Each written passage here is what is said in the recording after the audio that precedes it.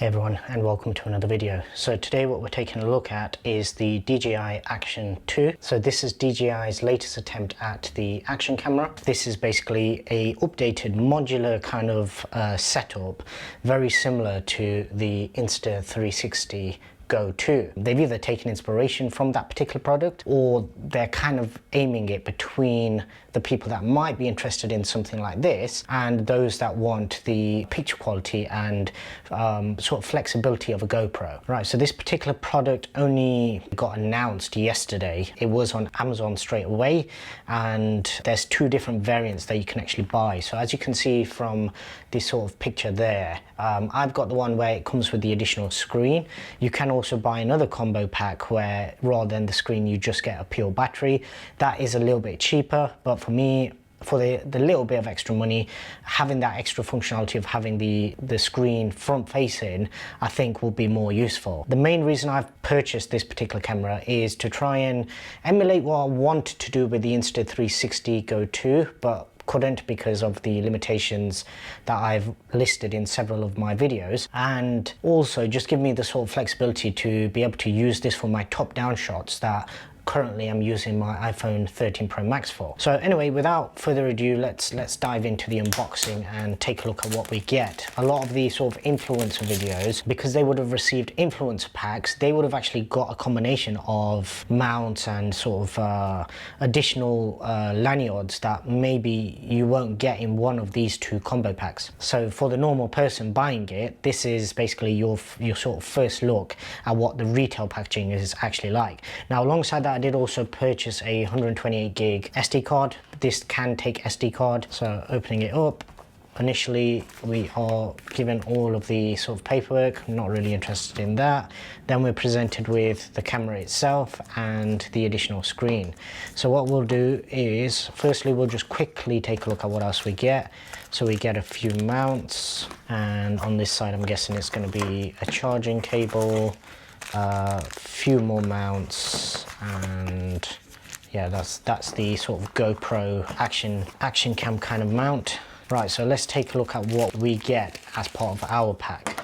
So we get I'm guessing this is just a magnetized 1/4 inch thread, the action cam mount there. And all of these, when they do actually attach, they do have, even though it is magnets, they do also have some clips on the sides just to hold the camera in place, secure it a little bit better.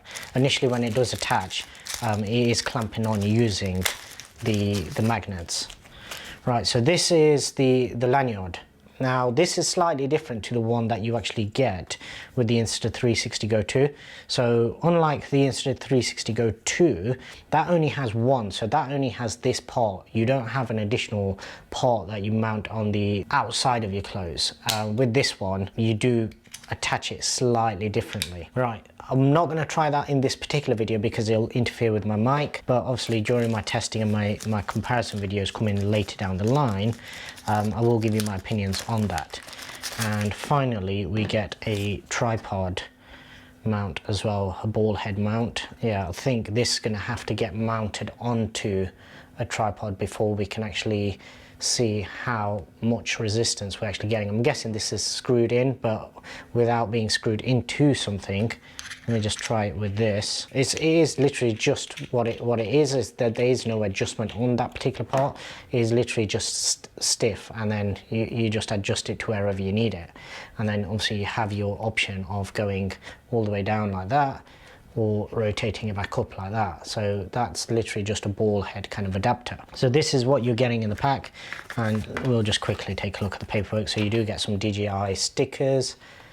What else? We get a quick start guide, try and get that in shot, and then some safety guidelines. And we'll get this out of the way, and just for charging it is USB-A to USB-C, so any USB-C charger will work. Putting all of that aside, let's just take a look at the camera itself. So getting this out, we do have, okay, so just on the back there we do have some writing, so it's basically telling you which way to point the camera. Now in the actual early hands-on kind of videos, I was kind of curious as to what that was. I think that's the actual magnet, so you can actually get additional lenses with this.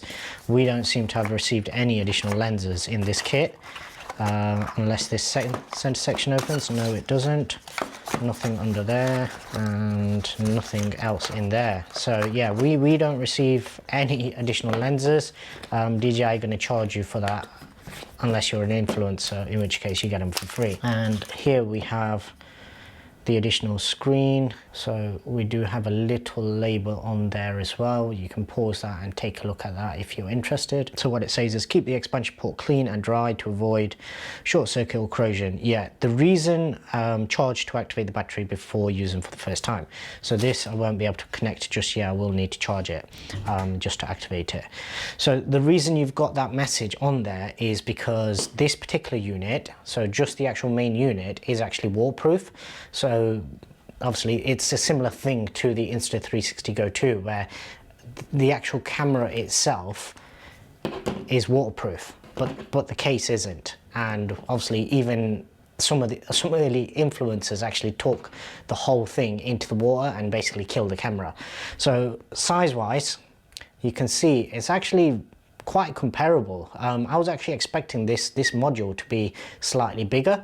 Obviously with this being a block and a square kind of shape, in theory the battery size that they've got in here should be a lot better. Another interesting thing about this particular camera is the actual material it's made out of. So I believe this is some sort of a magnesium alloy or something, and what that does is it means that it will dissipate heat quite well. That's one of the flaws of the Insta360 Go 2. But yeah, well, obviously in my full comparison video, I'll basically do a side by side. I'm not going to actually activate, let me just get this out of the way. So I'm not going to activate this, but I just want to see what it's like in terms of actually attaching the battery. So yeah, instantly it does pull from quite a distance away. So I'll do it this way so you can actually see. So obviously you've got a screen on the back there, you've got the camera, and then as soon as you get close, it does pull close. And you can see here it does have tabs on either side as well, and they locate quite easily as well. So on this additional screen, it's not showing it there, but because it's not been charged, give it a few seconds and it should bring up a little message. It did before, may just be completely dead now. That, I'm guessing, is an additional shutter button just on the top there. Let me just separate these back out again. Yeah, that message just there, it kind of just disappears as I'm taking it off. So that's just telling you that it's been disconnected. I do like the build. So having this metal kind of construction, it does feel very premium. It's not a cheap camera. I'll list pricing on screen. For what it is, I've used GoPros, and GoPros feel very cheap, very plasticky. This feels very premium. It has got a weird kind of springy feeling on the inside. I'm not sure what that is, but let's boot it up for the first time. Okay, so for some reason it's in Chinese. Okay, and we're straight in. That is actually quite fast. I'm impressed by that. So I've turned it off now. What I'll do is I'll press it in 3, 2, 1. And you do have to actually let go of the button. I was holding it for about a second there as well. It's actually quite responsive. In terms of the touch screen, let's see. Yeah, that's a lot better than the GoPro Hero 9 that I tested. And let's switch this up to 4K 16:9, and we can go all the way up to 60 FPS. Do we have 24? Yeah, we do have 24. I will need to change this language because at the moment it's set in. Okay, so I'm not sure what's going on with the language there, but what I'll do is I'll give everything a charge and then we'll have a little play about with it. Yeah, give everything full charge and then sync it up with the app, and then we'll see how it is from there. Anyway, that's it for the unboxing video. If you haven't already done so, please do subscribe and also hit the notification bell.